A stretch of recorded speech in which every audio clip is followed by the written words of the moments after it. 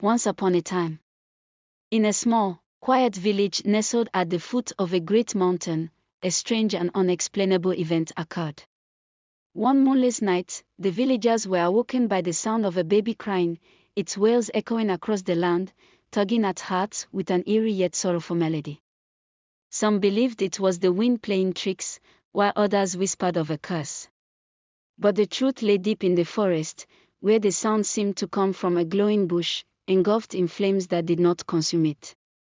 The villagers, filled with fear, dared not approach the bush.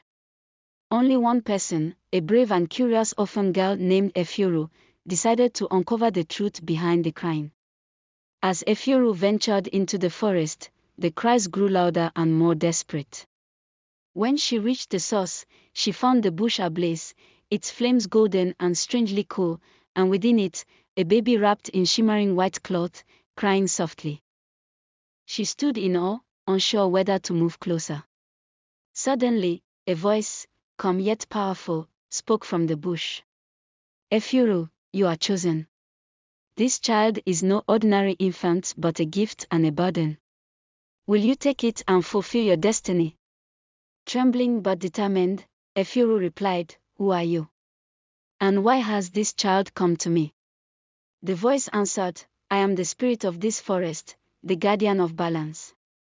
This child was born of fire and sorrow, and it carries the power to save or destroy. Only your courage and love can guide its destiny. Efuru carefully reached into the flames, which did not burn her, and lifted the baby into her arms. The moment she touched it, the crying stopped, and the flames around the bush vanished. The baby opened its eyes, golden like the flames, and smiled at her. As she carried the child back to the village, Efuru noticed strange things happening.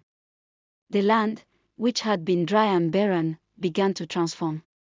Flowers bloomed along her path, rivers began to flow again, and animals followed her as if drawn by an unseen force. When she returned, the villagers gasped. Some fell to their knees, calling the baby a gift from the gods, while others whispered of danger and curses. The village elder, an old woman named Mama Zoe, stepped forward and said, This child is no ordinary being. It will either bring us great prosperity or unimaginable destruction. Efuru, the child's fate, and ours, is in your hands. As the baby grew, so did its powers. Wherever it laughed, the land flourished, trees bore fruit, rains came, and life thrived. But whenever it cried, chaos followed, storms tore through the skies, crops withered, and the earth trembled. The villagers, once in awe of the child, began to fear it. What if it cries too much? They murmured. What if it brings ruin to us all? Some demanded the child be sent away, but Efuru, now like a mother to the baby, refused to abandon it. Do not blame the child, she said. Its power reflects our hearts. If we live in harmony, its laughter will bless us. If we give in to fear and hatred, its tears will destroy us. But her words were not enough to quiet the growing unease. One fateful day, the baby cried uncontrollably, and a terrible storm engulfed the village.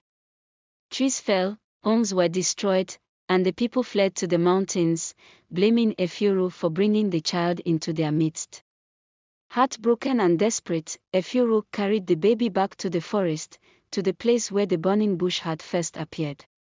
Falling to her knees, she cried out, Great Spirit, I have failed.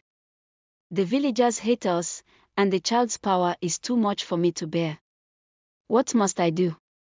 The burning bush reignited, and the spirit spoke again. Efuru, the child is not a curse but a reflection of the hearts of your people. It will stop crying when they learn to live in unity and love. Take this child back to the village, and teach them that only together can they shape its destiny. A test of unity. Efuru returned to the village with the baby, braving the fear and anger of the people. She stood in the center of the ruins, holding the crying child, and spoke. We are the ones who caused the child's tears. Look at how divided we have become, how fear has ruled our hearts. If we come together, this child will bring us blessings.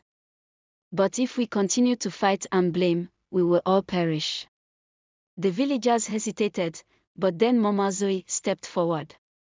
Efuru is right, she said. Let us rebuild, not just our homes but our bonds with one another. Slowly, the villagers began working together, helping one another rebuild their homes and replant their fields. They shared food, sang songs of hope, and supported each other through the trials. As their hearts softened, the baby stopped crying. Its golden eyes gleamed with joy, and laughter bubbled from its tiny mouth. Instantly, the storm clouds parted, sunlight bathed the land, and the village flourished once more. The child grew up to become a wise and kind leader, known as Adarimi, meaning the one who brings joy. Under its guidance, the village thrived, becoming a beacon of unity and prosperity. Efuru, forever remembered as the brave girl who embraced the crying baby in the burning bush, lived a life of honor and peace. The villagers passed down the story of the crying baby as a reminder. The power to destroy or prosper lies not in others, but in the unity of our hearts.